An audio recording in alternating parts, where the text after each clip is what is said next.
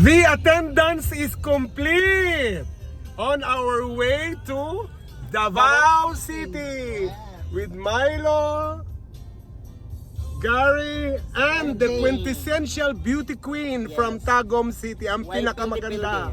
Walang katalo-talo. Paldong-paldo.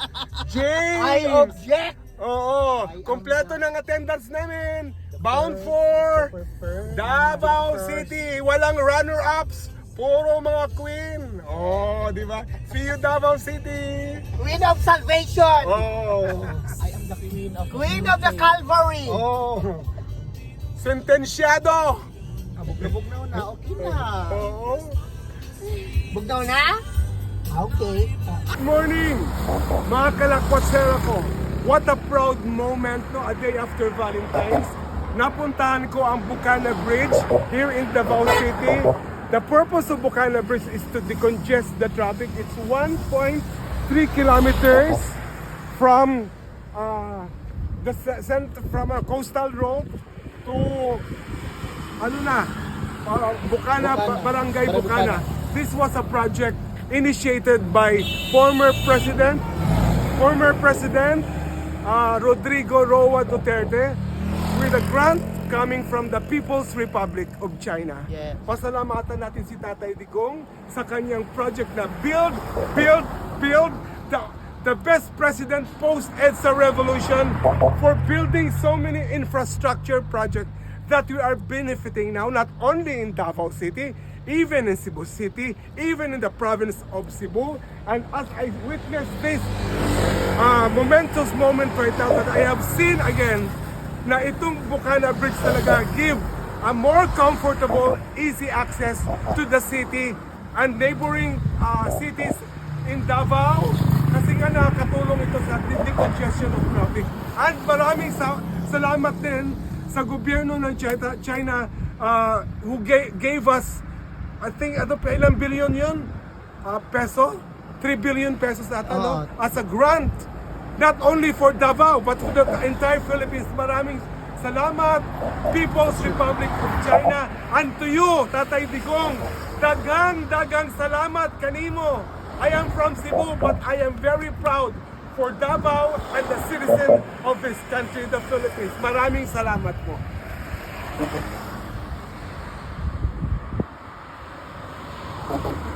Finally, I am back in the city of Davao, standing proudly the City Hall ng Davao City as they prepare for the Chinese New Year. This is my 7th visit in the city of Davao, and every time I come here, I cannot stand, but I just cannot stand not being amazed, no?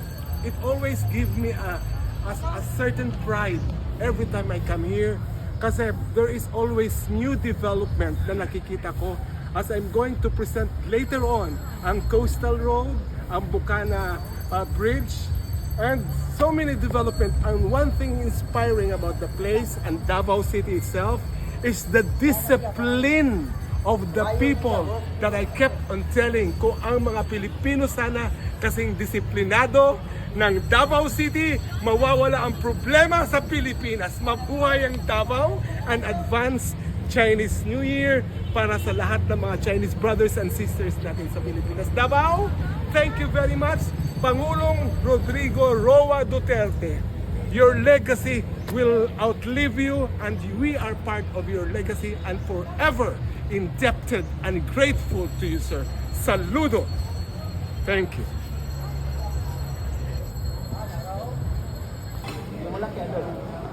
Ito muna po.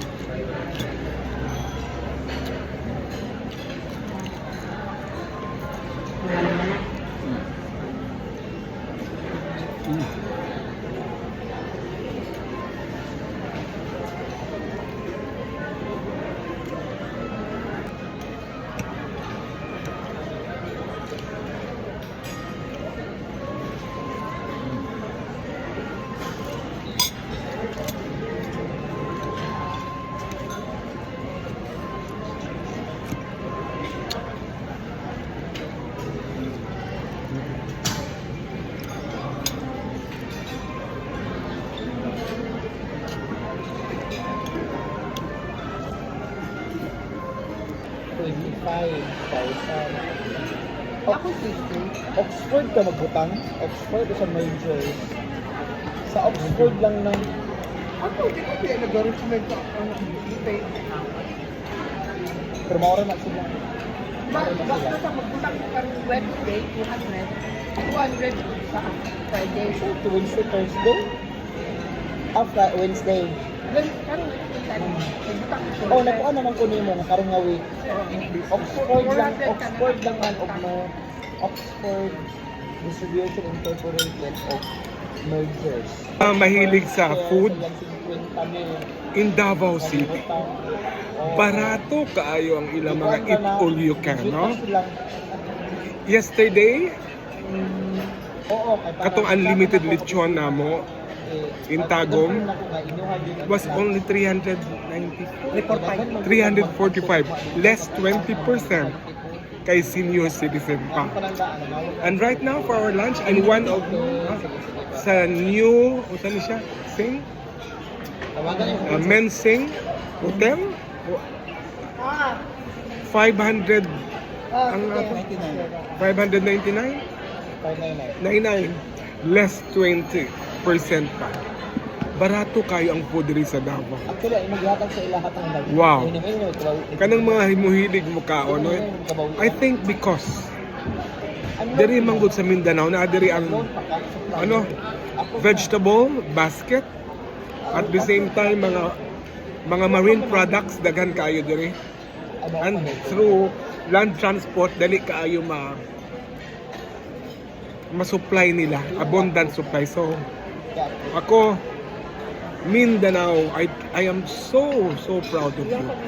What is sad lang, no? Ang national government na to, the Imperial Luzon, Manila,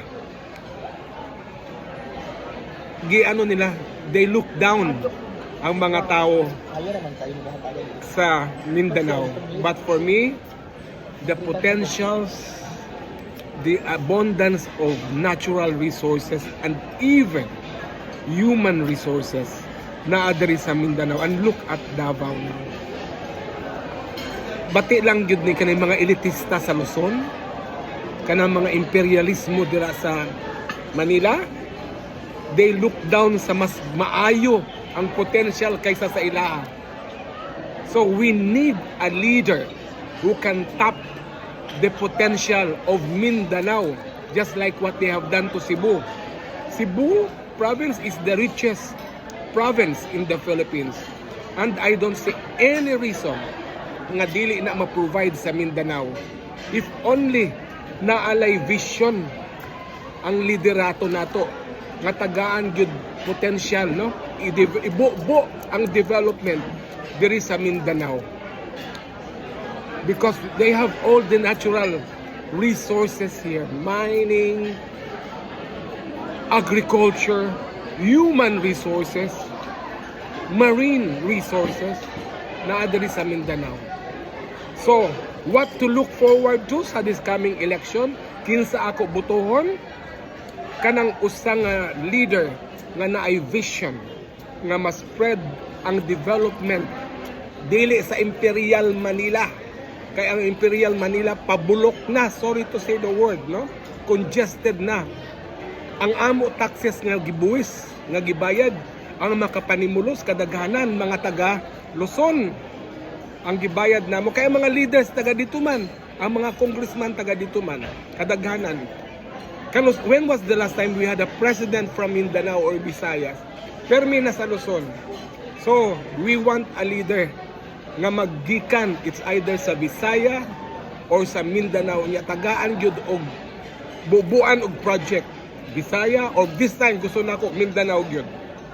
Kay ipakita nato sa ato mga Muslim brothers and sisters sa mga taga Mindanao, no? Ato sila i-encourage ba nga dili sila ang impression sa ila kun dili housemaid, kun dili katabang, ubos ang pagtanaw sa ila. So Mindanao, let's unite together, magdala tag leader na makatabang gyud sincero sa inyo, ha? Just like what President Rodrigo Roa Duterte has done for Mindanao and also for us in the Visayan. island, particularly Cebu. Kung nabuhat na sa amahan, who knows? Basi mabuhat sa na siya iyang anak. Because presidency is a destiny. And if it is destined to that woman, to the daughter of former president, bisag kinsa, walay makalupig ana, walay makababag kung destiny na ang magadiktar kang Inday Sara Duterte. Again, daghan kayong salamat Mindanao, salamat Davao, Tagum.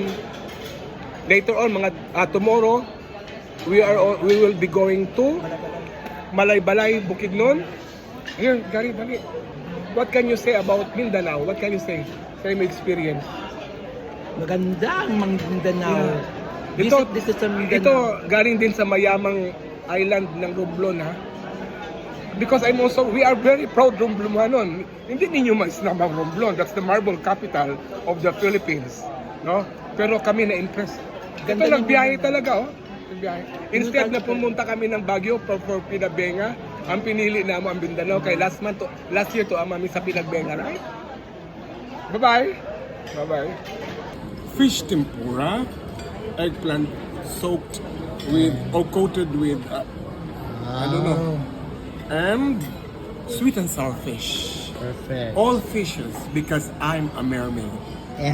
And water. Water. Oo. Yep.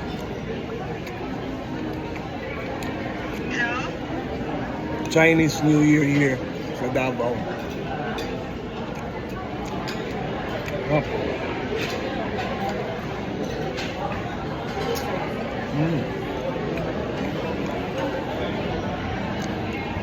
Fish tempura.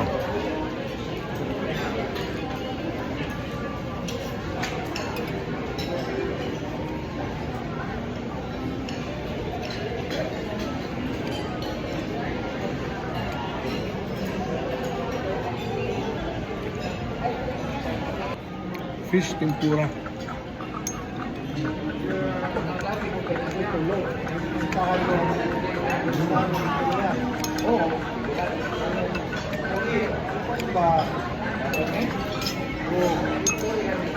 Ako na lang tataitin yata. Pwede na, hindi ka na pwede makamu. Out na.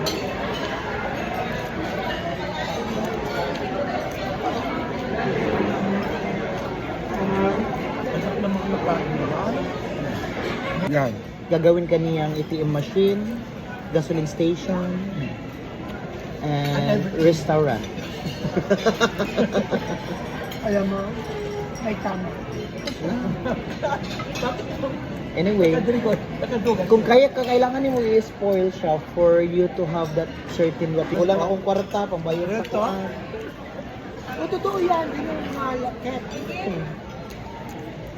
Then ikaw po kayo, mahina yung kasing-kasing mo, kay putong bato. Alalamin mo, Puso mamon. yung kwento ko sa'yo na pinaglaban ako ng net. Good morning, mga kalakwatsera ko. What a proud moment, no? A day after Valentine's. Napuntahan ko ang Bukana Bridge here in Davao City. The purpose of Bukana Bridge is to decongest the traffic. It's 1.3 kilometers from from a coastal road to Bukana, Barangay Bukana. This was a project initiated by former President Rodrigo Roa Duterte with a grant coming from the People's Republic of China. Yeah. Pasalamatan natin si Tatay Digong sa kanyang project na build the best president post-EDSA revolution for building so many infrastructure projects that we are benefiting now, not only in Davao City, even in Cebu City, even in the province of Cebu. And as I witness this momentous moment right now, that I have seen again na itong Bukana Bridge talaga give a more comfortable, easy access to the city and neighboring cities in Davao, kasi nga nakakatulong ito sa decongestion of traffic. At maraming salamat din sa gobyerno ng China who gave us I think ilang billion yun? Peso? 3 billion pesos ata, no? As a grant. Not only for Davao, but for the entire Philippines. Maraming salamat, People's Republic of China. And to you, Tatay Digong, dagang salamat kanimo. I am from Cebu, but I am very proud for Davao and the citizen of this country, the Philippines. Maraming salamat po.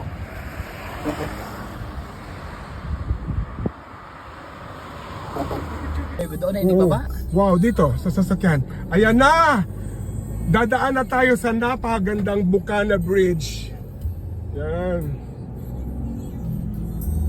This is so beautiful, no? And someone should be ashamed if he claims to be this is his project. Pwede siya nag-inaugurate, pero nising kung duling sa administration niya. He cannot claim because this was initiated during the presidency of former President Rodrigo Roa Duterte when he got a grant from People's Republic of China. Bilyones ang ginastos dito. Wow. Ang ganda. Sa Bukana, Valentine's. Oh. Ayan. James, bigyan mo nga ako idea. Bird's eye view an idea. Ito, ba't ginawa tong Bukana Bridge?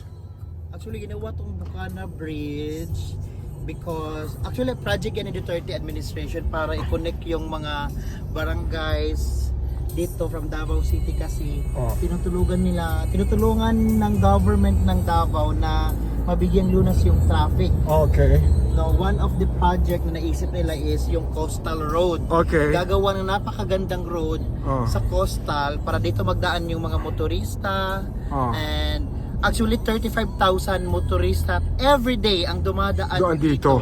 35,000 na mga vehicles every day ang dumadaan dito at malaking tulong na yan, malaking pakinabang para makontrol ang traffic sa Metro Davao. So proud of the Duterte's administration for making this beautiful project. Okay. And now, as a motorist coming from Tagum, ikaw Milo, anong benefits na nakukuha mo by passing the road no sa coastal road saka at convenience. Ba't parang galit ka? Kasi masama ang loob ko dahil kiniklaim ito ng isang administration. Ganon? Hindi ko Paano? alam saan siya kumuha ng Kapal na mukha. Ganon? Yes. Diyos ko. Pwede na ka magtuyo. Kaya pala nagkakasakit na siguro dahil Carmi Martin As na. far as I know, nagkakulostomy na yan. Ayun, kasi nurse ka, alam mo yan. Yan, baka si Carmi Martin ay naniningil na. Ay, ganon. Huwag naman sanang i-claim nila na sila ang ano. Oo. Kaya, Ganda. bawat claim nila, kasinungalingan, may darating na karma. Ay, sino siya? Iba-blind item natin o sasabihin natin kung Blind sino? item. Blind item. Hello. At ikaw naman, galing from Manila and Romblon, anong masasabi mo? Maganda ang Coastal Road at saka yung Bukanan na gawa ng administrasyon na Duterte. Wala ka ba mensahe? Wala na kasi maganda siya eh. Ganda! Very proud ako talaga sa Davao. Ang linis, disiplinado ang mga tao, at very progressive. Itong masasabi ko, blueprint ito ng isang administrasyon na nakikita hindi sa bibig, pero sa gawa. Wala na yung kable na kuryente. This is the cable-less street of Davao, the most talked about, no? From City Hall. From City Hall to padulong dito sa Bahada. pabahada dito. Mauni ang ato blueprint dapat unta sa ato mga kuryente na sa ilalim. dapat sa ilalim ng lupa ang mga cables, no? Tingnan mo, marami. Magandang tingnan, wala eyesore at saka for safety reason and fire hazard ba. Yung mga poste, diba? Ganda. Hanggang sa dulo yan. This is really truly amazing, no? Ang Davao who showed us na kung naay disiplina, naay peace and order, naay harmony. Ang Davao sad ang napakita sa ato what would a city, even how industrial it is or cosmopolitan it is, nindot kay tan-awon kung walay mga hanging cable, no? Kay ang mga tao dili man mga di man ta mga monkeys. Straight lang. Look at that one, di ba? Sige, walang mga kable. May mga kable. Tinago talaga lahat. Ganda. And lahat, gaganituhin sa lahat ng streets. Oh, sa Davao lahat ng City. strat, ang dalan diri sa Davao. Mao nang buhaton. Ikaw, Milo ga drive ka unsa man imong nakita? Maganda sa mga paningin. Oo. At pakiramdam mo, you are safe for any Ikaw kayo. hazardous. Pila ka? How many years have you been living in the United States? I live in the US. US about 20 years Oh. in Chicago. Oh, nga sa And Canada. 5 years in Oh. in Canada. Vancouver, Oh, Canada. mao nang inani, di ba? So, Walay mga yes. cable. Well appreciated the place. It's almost there. Davao is almost there. Oh. Half of America. Diba? Uy, Kuyaw kaayo. Natunga ni noon sa Amerika. Di ba? Mao ni oh, You're mao. halfway. Oh. Halfway of the United States of America Diba? in terms of the electrical Oo. chuchu wari-wari-wari. Way mga cables na. Oo, Nice yes. kayo tanawon. Oh, tanawa ba sa waday mga electrical chuchu, no? Lami gyud day siya tanaw. very clean. Very Yeah, clean. very clean. And haven't you noticed wala Yes. garbages? Wala si. Kunya ang usa pa gyud ang mga tao galabang sa pedestrian. Tapos Oh. klaro kaayo na walay mga kiko matching. Oo, wala yung mga Gabitay-bitay. Oo. Oh. And ang kalsada din malinis. Limpyo ka yung Wala basura sa kadalanan. kilid-kilid. Oh, Martin Romualdez, why your name is here? Ay ala na dito. Ato sunugon day. Ay, diba? Sunugon na ito. Ang ganda-ganda talaga. So proud. Ang ganda. Oh. Thank you so much. Thank you again the Dutertes for being a visionary. Correct, no? Sobra. Ang dita, dito. How I wish I live here in Davao. Hindi kaayo. Wala. Hindi ta mahadlok. Na peace and order. Why My not? school. It's my school.